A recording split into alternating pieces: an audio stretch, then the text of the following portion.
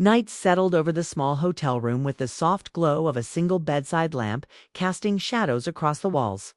The movie they had chosen earlier had long ended, and the room had quieted into that fragile calm that comes only when a child sleeps nearby. Luke's gentle breathing filled the space, a steady rhythm that anchored Emma even as her thoughts drifted restlessly. She sat by the window, her knees pulled close to her chest, staring out at the city lights. The hum of traffic below was faint, like a distant heartbeat, steady and unchanging. But inside her, everything felt different, tense, steady, alive, as if her carefully built walls had begun to crumble the moment Daniel reappeared.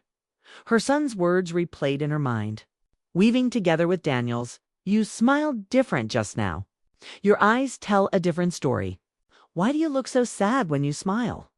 Emma pressed her forehead against the cool glass of the window, closing her eyes. She had spent so long pretending, hiding, surviving, smiling for Luke, for coworkers, for strangers. But tonight in the cafe, something had shifted. For the first time in years, she had felt her laughter rise naturally, unforced. And Luke, her perceptive, tender-hearted son, had noticed immediately. She whispered into the night, her voice trembling, "God help me. I don't even know who I am anymore. But help me be brave." Bravery. It wasn't something she had asked for in a long time. For years, her prayers when she managed them had been about endurance. Help me survive this marriage. Help me protect Luke. Help me carry this burden. But now, sitting in that dimly lit room, she realized she wanted something more. She didn't want to just survive. She wanted to live. Morning came softly, with pale sunlight creeping through the thin hotel curtains. Luke stirred first, yawning and rubbing his eyes, then crawling into her lap where she sat on the bed. He pressed his warm cheek against her shoulder, his little body still heavy with sleep. Emma wrapped her arms around him, breathing in the sweet, familiar scent of her child. She kissed the crown of his head. "Good morning, sweetheart." He looked up at her, studying her face with that same unflinching honesty he always carried. Then he smiled. "You don't look sad anymore, Mom. Not today." Emma's throat tightened. His words were simple, but they pierced straight to the deepest part of her heart. She held him closer, her voice breaking as she whispered, "Thank you." "Luke, you don't know how much that means." But maybe he did. Maybe he understood more than she gave him credit for. They packed their things in quiet rhythm, Emma folding clothes neatly while Luke carefully placed his toy car into the side pocket of the suitcase as if it were treasure. When they wheeled their bags down to the lobby, Emma felt a strange mixture of nerves and anticipation. And then she saw him. Daniel was waiting near the front desk, his jacket draped over one arm, a coffee cup in his hand. He looked up the moment they stepped into the lobby, and his smile spread warmly, lighting up his face. Emma's heart skipped. "Morning," he greeted, his tone casual, but his eyes carried something more, something steady. "Hopeful morning," she returned, her voice soft. Luke tugged at her hand, whispering loudly enough for both adults to hear, "See, Mom? That's the smile I was talking about." Heat rushed to Emma's cheeks, but she couldn't help the laugh that slipped out.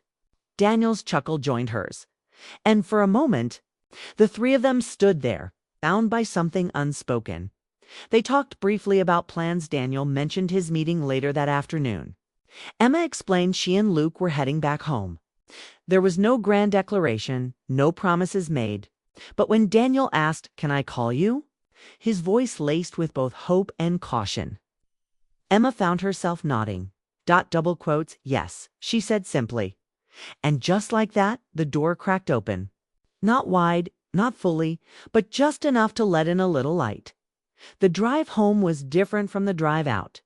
Luke was chattier, animated, telling her stories about school and ideas for what they could cook together for dinner. Emma listened with real laughter this time, her heart lighter, her smile less forced. Halfway home, at a red light, Emma glanced at her reflection in the rearview mirror. She studied her face the way Luke had, the way Daniel had. For the first time in years, she didn't see the mask of a woman trying to hide her sorrow. She saw someone who was still hurting, yes, but also someone daring to heal. Someone who, maybe, still had the capacity for joy. Tears pricked her eyes, but this time they weren't from sadness. They were from relief. That night, after unpacking and settling back into their quiet home, Emma tucked Luke into bed. As she leaned down to kiss him goodnight, he whispered sleepily, "I like it when you smile the real way, Mom. Can you keep doing it?" Her voice cracked as she answered, "I'll try, sweetheart. I promise I'll try."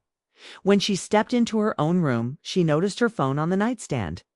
Daniel's number was already saved, his name glowing softly on the screen.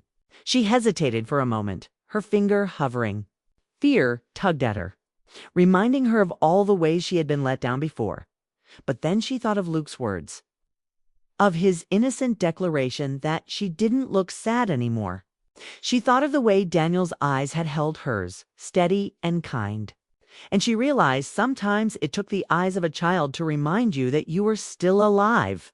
Sometimes it took the return of a friend to remind you that hope wasn't gone. So she pressed send. The phone rang twice before his familiar voice answered. "Emma," she smiled, soft, hesitant, but real. "Hi, Daniel." And in that simple moment, Emma knew that her story wasn't over. It was just beginning. Daniel had been her friend in college, someone she had once leaned on during those chaotic years of studying. Late night talks and endless dreaming about the future. Life had pulled them in different directions, and they hadn't spoken in years.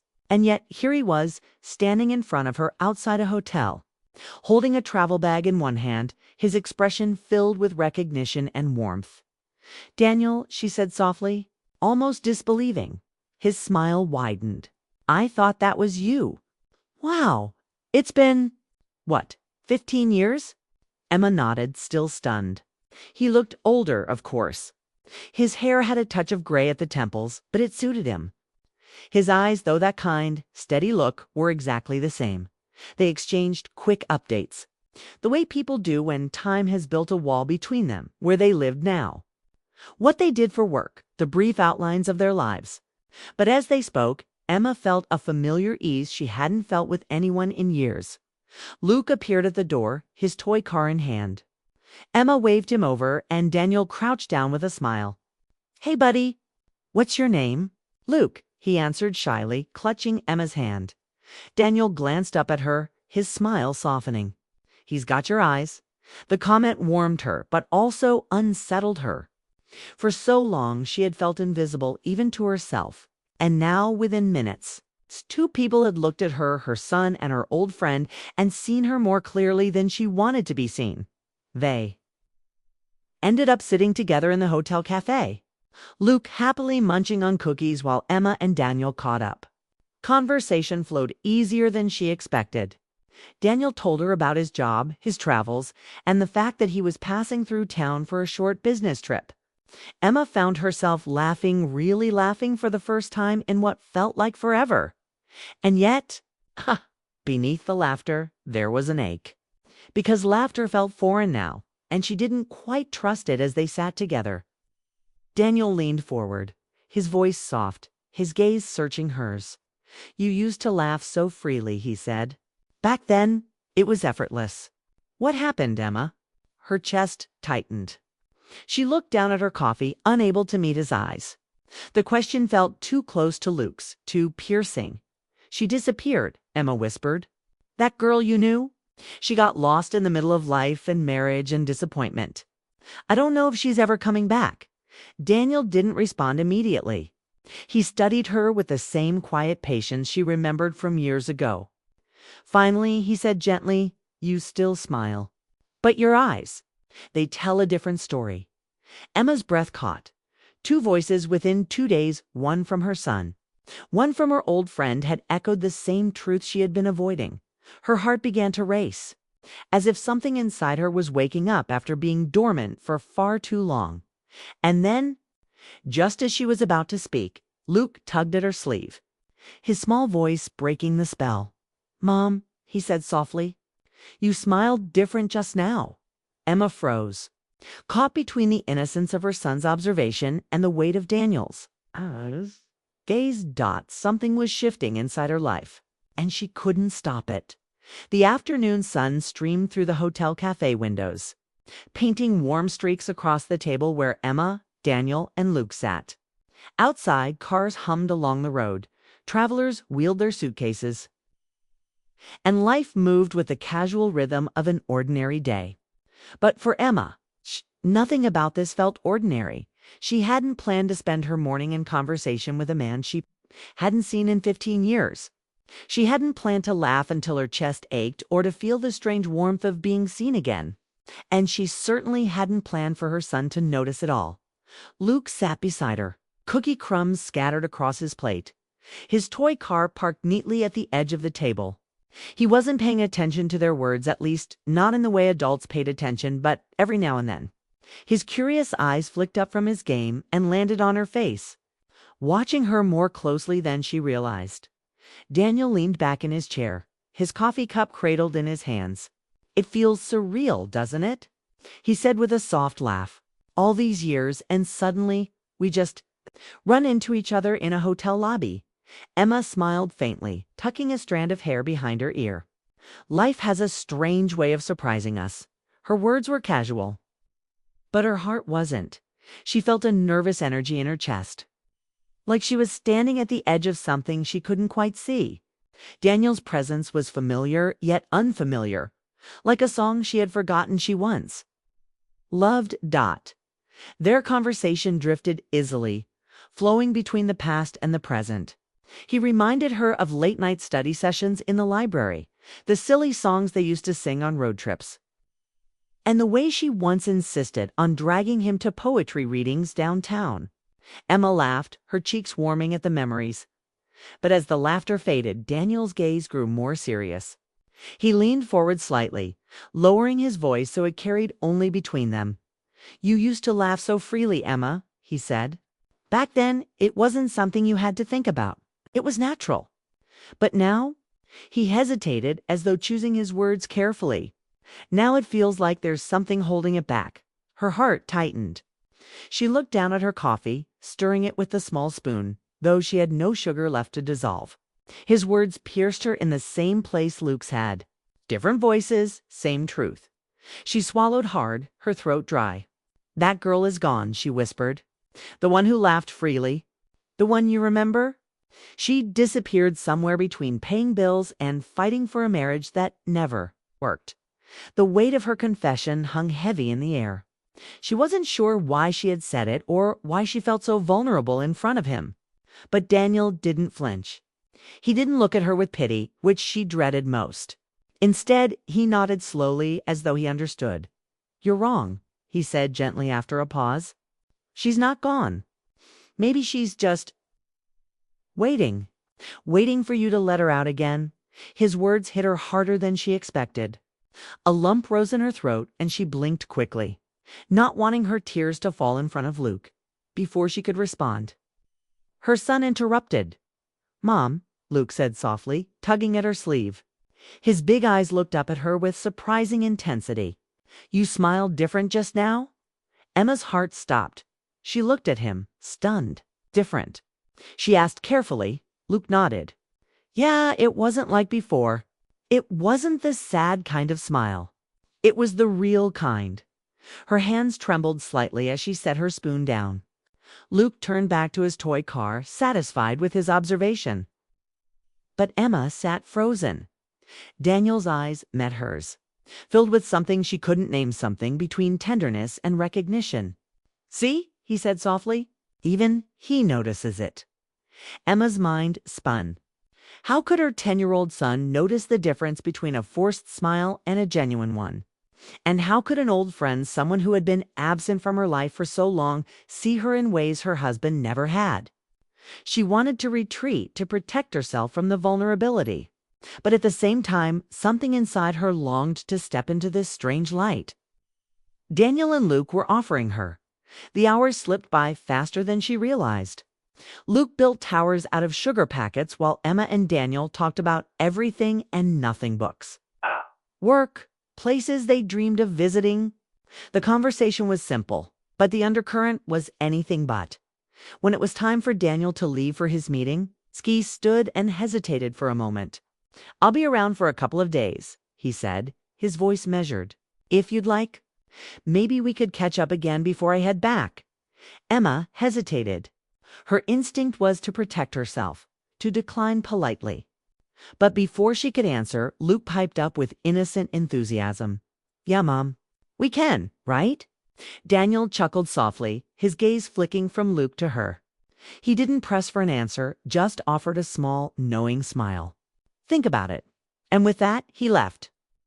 Disappearing into the flow of people outside the cafe, Emma sat in silence for a moment, her son leaning against her arm.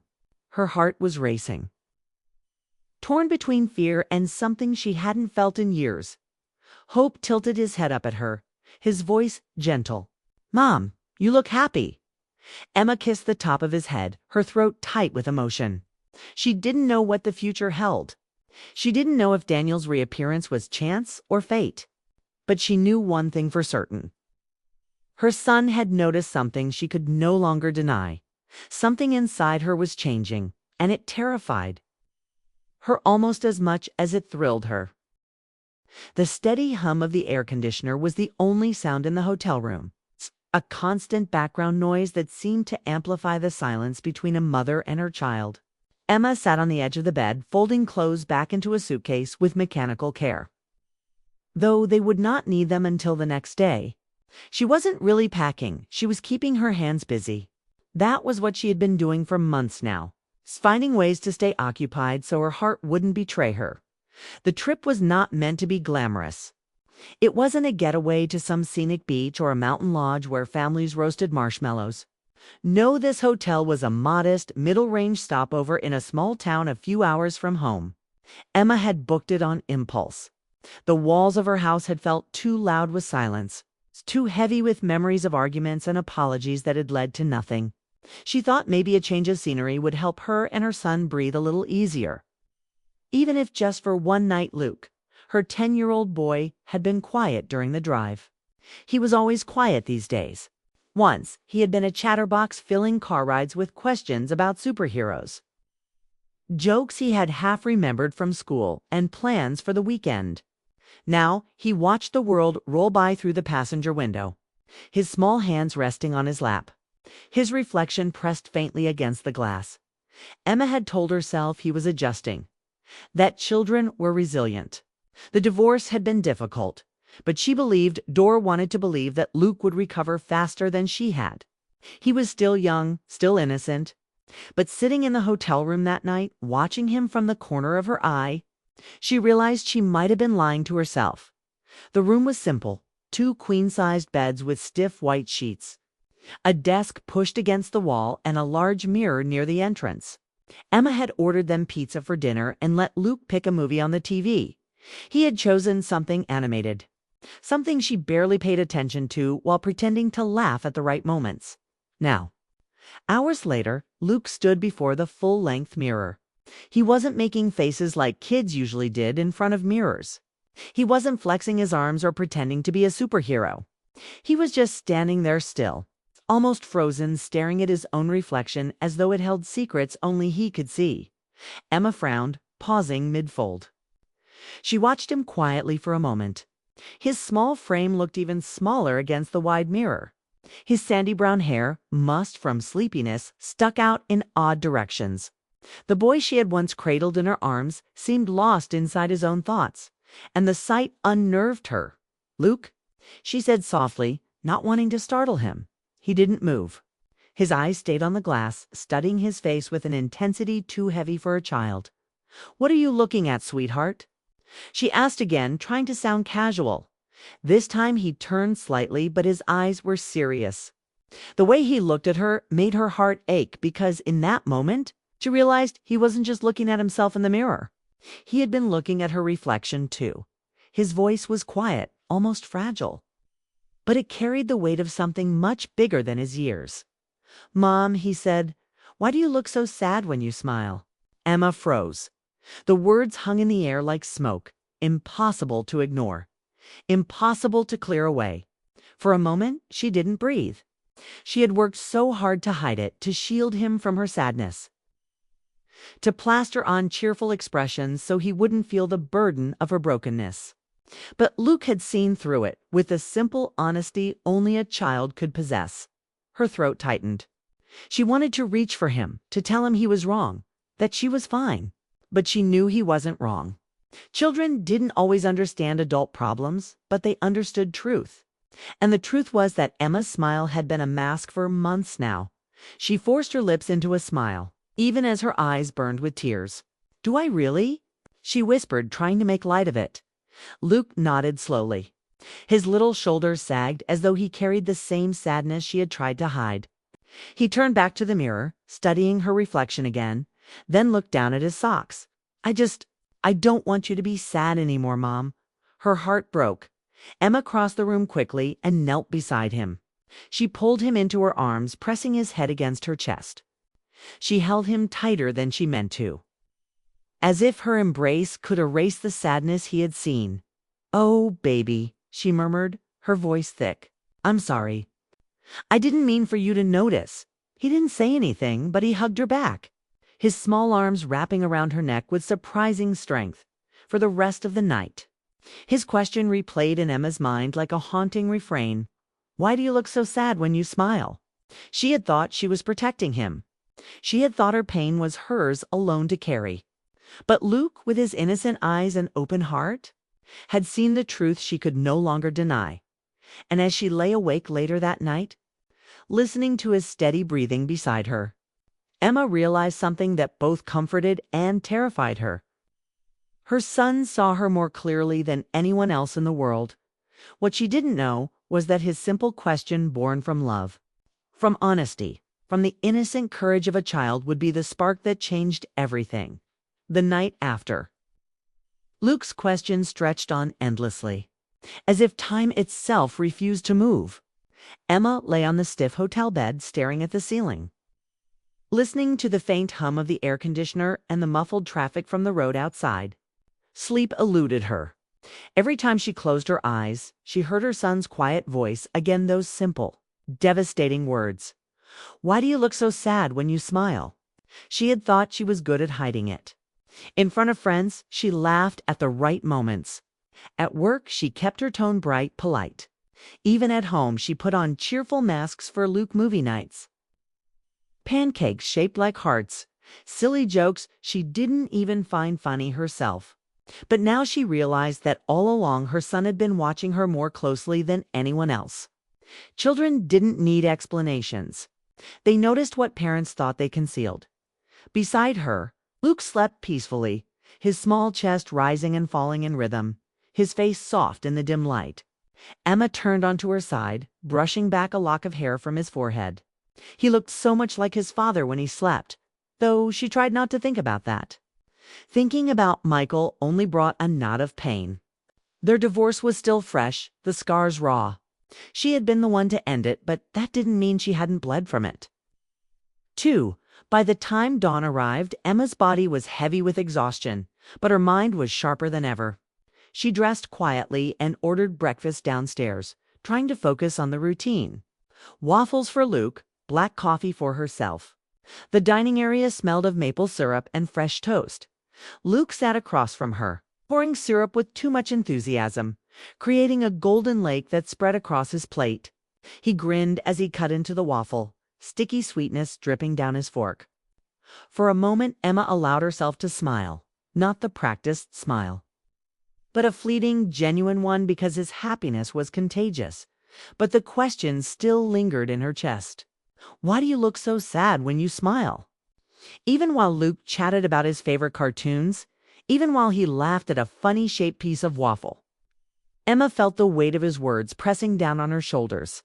She nodded and answered when he spoke, but she was somewhere else entirely, trapped inside her own thoughts. After breakfast, they sat together in the hotel lobby. Luke played on the couch, running his toy car up and down the cushions, making sound effects under his breath. Emma pretended to read a magazine, but found herself unable to focus on the printed words. She felt restless, like the walls of the hotel were pressing in on her. "Stay here for a minute, sweetheart," she said gently, brushing Luke's hair back. "I'll just step outside for some fresh air." Luke nodded without looking up, too busy building an imaginary world for his car. Emma stepped through the glass doors, and the cool morning air hit her face. It smelled of asphalt warming under the rising sun, mixed with the faint aroma of fresh coffee drifting from the cafe next door. She closed her eyes and breathed deeply, trying to shake off the heaviness inside her chest. It was then she heard a voice she hadn't expected to hear in years. Emma. Her eyes flew open. She turned, and for a moment she thought her imagination was playing tricks on her. But no, there he was, Daniel. Her breath caught.